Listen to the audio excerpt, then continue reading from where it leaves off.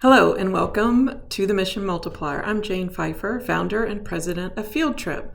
Today I want to talk about questions and the importance of silence. We as humans just really struggle with the unknown. I often catch myself and others being incredibly uncomfortable in conversations when there's silence, or being uncomfortable not yet knowing what the other person is describing or the situation they're in. Let's take the standard meeting where you're trying to discover what, the other person is bringing to the table. And we rush to have the answer, to mentally connect with something from our experiences or past and just know the answer. We rush to fill the silence with a comment or what we think might be the answer. And yet we do so much better when we relish in that unknown and really just sit there for a minute.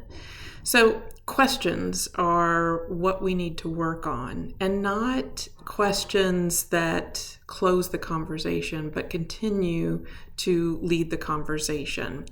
Earlier this week as a team, every week we meet as an agency-wide team, and one of us shares something that they've learned or something inspirational. And my presentation was this week, and it was about questions. And we did an exercise where everybody was paired up. One person was given an unusual image, and the other person for 2 minutes could only ask close-ended questions. Those questions that have a yes or no answer, black and white, it's this or that. There's one option or a second option. And after 2 minutes, really, people had gotten maybe 10 to 20% in the best case scenarios ability to describe what was the photo that was holding, the other person was holding. For example, one image was an elephant, but the elephant had a duck bill. Well, the other person knew that it wasn't a duck, but that's all they knew about the photo.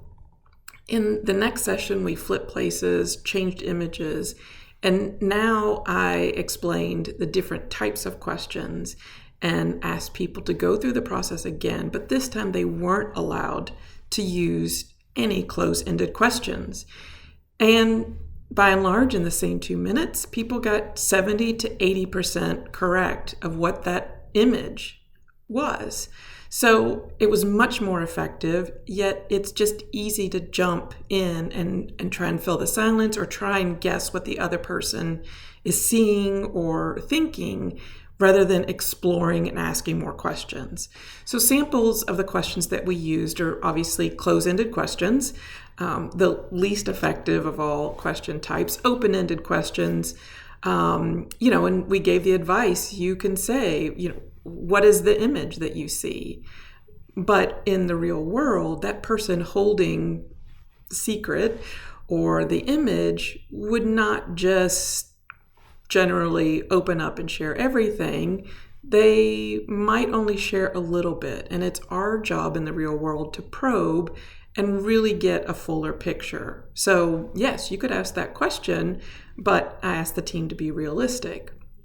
One of the most powerful questions, if you find yourself gravitating towards asking close-ended questions, is a menu question. So is it a animal, person, mineral, place, or something else? Now you're giving the respondent a choice, but you're also opening the door to say, if I'm not even in the right category, tell me what it is. Another question that was very powerful was, a continuation. So when the answer would be, yes, it's an animal, you could say and, or such as, and just keep the person continuing in the same vein of thought without interrupting them and asking them to kind of mentally switch to answer yet another question. And then also rephrasing. So it's not a duck, but it's an animal.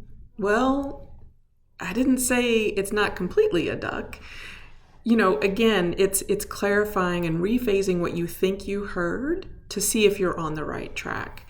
And then, when there's a time that you have to ask a difficult question, I don't think it came up in our image game, but if you're asking someone about something deeply personal or a financial number, we're often hesitant to talk about budgets and costs.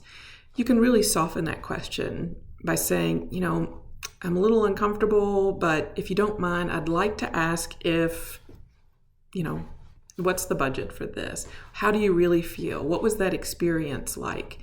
And give the respondent a chance to kind of prepare themselves for something that might be a little uncomfortable to share, and give them time to think if they want to respond. So the power of all this is that if we're in a situation where we really need to learn, if we're telling and talking, we're not listening. And if we're not listening, we're not uncovering the real issue or the complete story. And without that, we can't be problem solvers. And isn't that, at the end of the day, what we're all trying to do, is solve problems for ourselves and for other people and make the world a little better place? So that's the topic for today. Just be comfortable in asking questions, different types of questions, and also be comfortable in sitting with silence and allowing the other person to fill us in. Thanks for watching. And for more videos, visit wearefieldtrip.com/nonprofits. Thanks for watching.